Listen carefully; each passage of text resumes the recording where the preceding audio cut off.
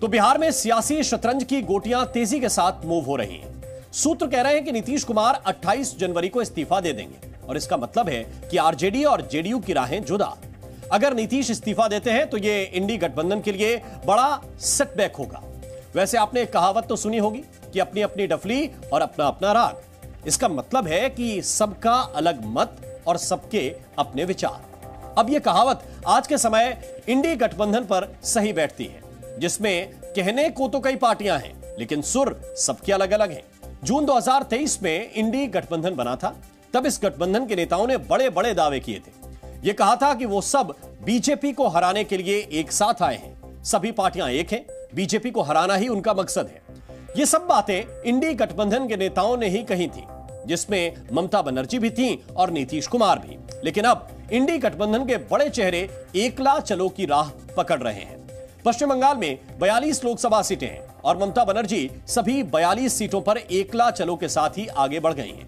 पंजाब में भगवंत मान ने साफ कह दिया है कि वो 13 सीटों पर अकेले चुनाव लड़ेंगे, वो किसी पार्टी के साथ गठबंधन नहीं करेंगे। अगर नीतीश कुमार बीजेपी के साथ चले जाते हैं तो इंडी गठबंधन का एक और मजबूत पार्टनर गठबंधन से बाहर चला जाएगा और यह गठबंधन के लिए सबसे बड़ा झटका होगा। गठबंधन का असली झगड़ा दरअसल सीट शेयरिंग को लेकर है। इंडी गठबंधन की गांठ भी सीट शेयरिंग के मुद्दे की वजह से ही ढीली पड़ती दिख रही है। इसमें सबसे खराब हाल तो कांग्रेस का है, क्योंकि कांग्रेस ही इस गठबंधन का नेतृत्व कर रही है। कांग्रेस को कई राज्यों में क्षेत्रीय दलों से सीटों पर समझौते करने हैं, लेकिन समझौता होना तो दूर, अब गठबंधन की पार्टियां एग्जिट करती जा रही हैं।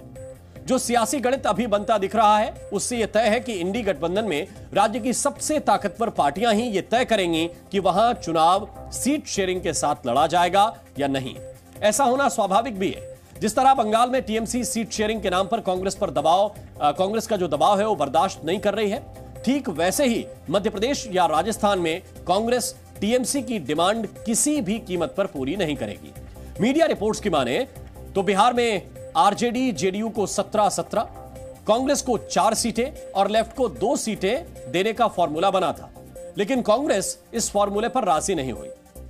दिल्ली में आम आदमी पार्टी ने कांग्रेस को 3 सीटें ऑफर की, जिसके बदले में गोवा में 1 और गुजरात में 1, हरियाणा में आपने 3 सीटें मांग ली थी।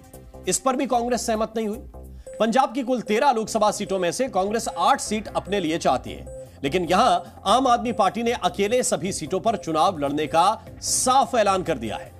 पश्चिम बंगाल में ममता ने कांग्रेस को 2 सीटें ऑफर की थी। यह भी कांग्रेस आला कमान के मन मुताबिक नहीं था।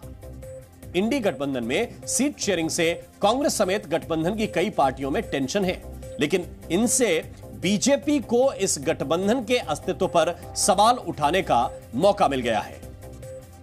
इंडिया गठबंधन तार तार हो गया, जो रह गया है वो आने समय में तार तार हो जाएगा। तो नीतीश जी के आने से फायदा होगा, लगता है आपको? फायदा तो मोदी की गारंटी से होने वाला है। अगर किसी परिवार के सबसे बड़े सदस्य परिवार को छोड़कर चले जाएं, तो सोचिए कि बाकी सदस्यों का क्या हाल होता है। परिवार के बाकी सदस्य घबरा जाते हैं, अपने भविष्य के बारे में सोचने लगते हैं। इंडी गठबंधन में कांग्रेस का भी इस वक्त ऐसा ही हाल है। पहले ममता, फिर आम आदमी पार्टी और अब नीतीश के तेवर। कांग्रेस के लिए यह अच्छे संकेत तो बिल्कुल नहीं है। उत्तर प्रदेश से कांग्रेस, समाजवादी पार्टी और राष्ट्रीय लोकदल इंडी अलायंस का हिस्सा है। उत्तर प्रदेश में लोकसभा की सबसे ज्यादा 80 सीटें हैं। इन 80 में से कांग्रेस 20 से 25 सीटों पर चुनाव लड़ना चाहती है, लेकिन अखिलेश यादव इसके लिए तैयार नहीं है। समाजवादी पार्टी सिर्फ 10 सीटें कांग्रेस को देना चाहती है, यानी उत्तर प्रदेश में भी तस्वीर साफ नहीं है। समाजवादी पार्टी यूपी की 80 में से 60 सीटों पर खुद चुनाव लड़ना चाहती है। इसके अलावा अपनी सहयोगी पार्टी आरएलडी को कम से कम 5 सीटें दिलाना चाहती है और इस लिहाज से कांग्रेस के लिए उत्तर प्रदेश में 15 लोकसभा सीट ही बचती हैं। अब सवाल है कि क्या कांग्रेस 15 सीटों से संतुष्ट हो जाएगी?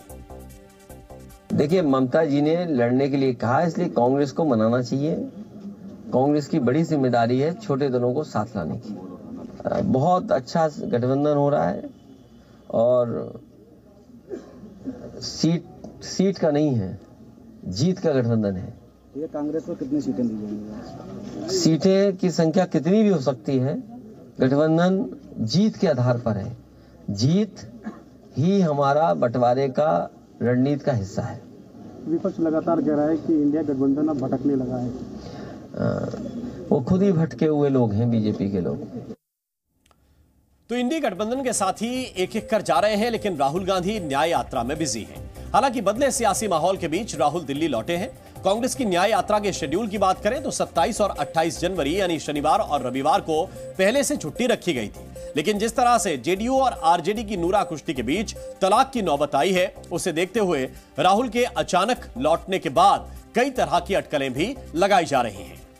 एक तरफ बंगाल के अंदर ममता जी कह रही हैं हम सारी चीजें लड़ेंगे, आम पार्टी कह रही पंजाब में हम सब लड़ेंगे, नीतीश जी तो सबसे पहले आगे बढ़े थे इंडिया को बनाने के लिए।